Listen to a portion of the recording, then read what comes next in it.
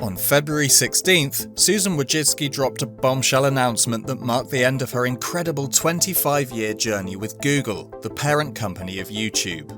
Ms. Wojcicki's association with Google began when Sergey Brin and Larry Page, the founders, established their operations in her Silicon Valley garage in 1998 for $1,700 per month. She joined the company as its initial marketing manager a year later. Being one of the earliest employees, she ranked 16th among the first 20 individuals who were part of the tech giant. Throughout her time there, Wojcicki played a crucial role in shaping the evolution of Google, leaving a lasting impact through notable contributions like creating Google Image Search, leading the company's foray into video and book search, and playing a key role in the development of AdSense. Seriously, this woman is a legend. In her message to the team, Wojcicki confessed that she was absolutely obsessed with the company, describing her experience as exhilarating, meaningful, and all-consuming. But hey, even superheroes need a break, right? However, she made the decision to step back from her position as CEO in order to prioritize her personal life, well-being, explore new projects, and maybe pick up some new hobbies. Who knows, she might also end up inventing something cooler than sliced bread. She does, however, plan to continue being involved with Google, but only in an advisory role. You know, more like a cool aunt who drops by with advice now and then, leaving her plenty of time to chill. Susan Wojcicki has been one of the real OGs of YouTube, riding shotgun since its early stages. She got to witness its growth from when it was just a tiny video sharing platform to the giant it is today. Being one of Google's earliest employees, Wojcicki played a crucial role in the big money acquisition of YouTube by Google in 2006. While Google initially faced skepticism about the hefty amount paid for a video sharing service with an uncertain future, the acquisition proved to be a wise investment. YouTube turned out to be a massive online phenomenon, captivating billions of viewers worldwide and achieving remarkable financial success. Alphabet just spilled the beans on its latest earnings report, and it's got some news about YouTube.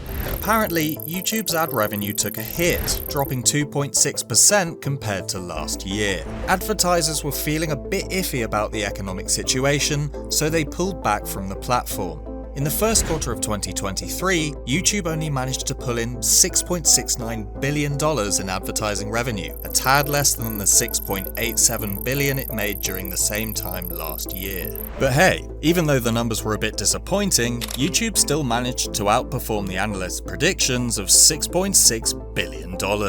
Not too shabby, right? One of the reasons why YouTube makes so much money is the robust creator economy. Unlike other platforms, YouTube shares a whopping 55% of its advertising revenue with creators. As you'd expect, this has in turn attracted a diverse range of talented individuals, encouraging them to be as creative and innovative as possible. The unique approach adopted by YouTube has truly revolutionized the landscape of online video, turning it into a wild playground of creativity and giving creators a chance to make some serious moolah. It's not just about the Benjamins. It's also about fostering a real sense of community and collaboration amongst these talented folks.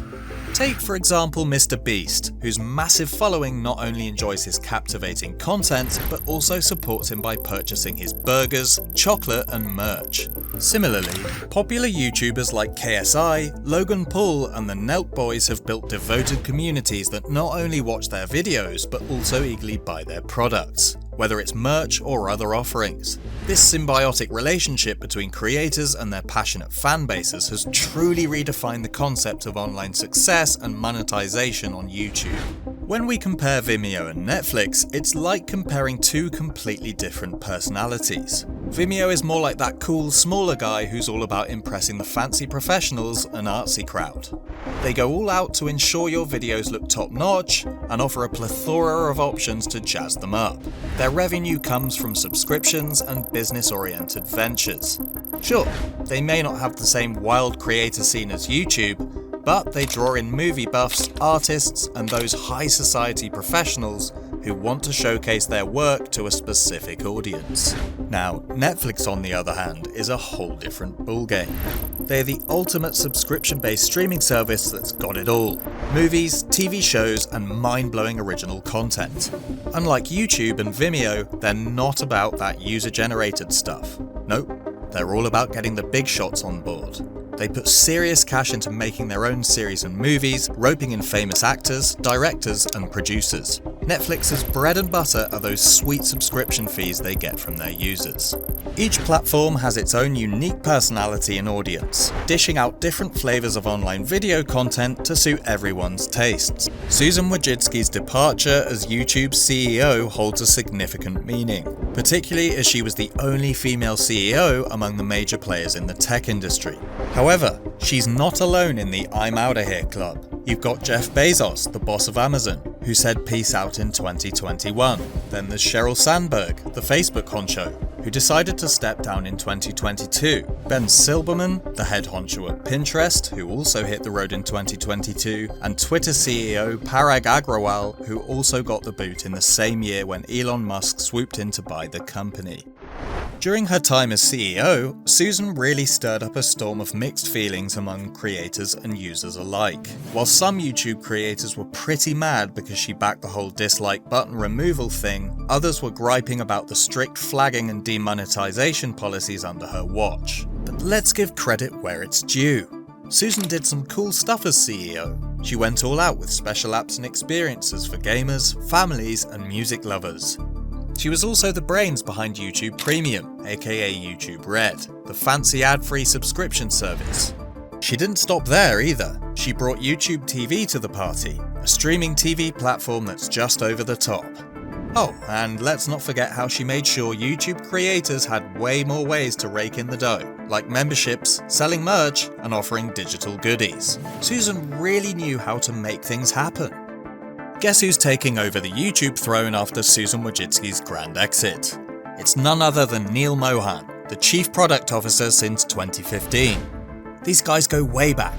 Their paths crossed when Neal joined Google back in 2007, thanks to the DoubleClick acquisition. He climbed the ladder, became the Senior Vice President of Display and Video Ads, and now he's the big cheese. Now, let's give Neal some credit. He's been the brains behind YouTube's cool products like YouTube Premium and Shorts. That's right, he launched those bad boys and earned himself a gold star. Neal has also been keeping an eye on YouTube's trust and safety team, making sure they play nice and do their job. So, why did Neal get the gig? Well, apparently he's been rocking YouTube Shorts like a boss, going toe-to-toe with TikTok and giving it a run for its money. It's like Clash of the Titans, but in the world of bite-sized videos. Now, Susan may be stepping down, but she's not leaving Neal hanging. He has her full support as he takes the helm of affairs. She reckons that with AI tech getting crazier by the day, and with YouTube Shorts, streaming and subscriptions being the next big things, Neal is the perfect guy for the job. With all the commotion going on at YouTube, the Alphabet shareholders are left scratching their heads, wondering if YouTube is still going to be as profitable as it used to be. But hey, they brought in Mr. Mohan, the advertising guru from Google, to save the day. This dude knows how to launch new stuff, so maybe he'll work some magic to make YouTube even more profitable than it used to be, or at least maintain the present level. So, to wrap things up, with the YouTube CEO waving goodbye and heading off into the sunset, this marks a huge moment for the platform. Get ready for a wild ride as the new boss steps up to the plate, facing challenges and seizing opportunities to make YouTube an unstoppable party. We're all eagerly awaiting the next chapter, hoping for innovation, transparency, and a diverse community of voices. Fingers crossed for an epic future.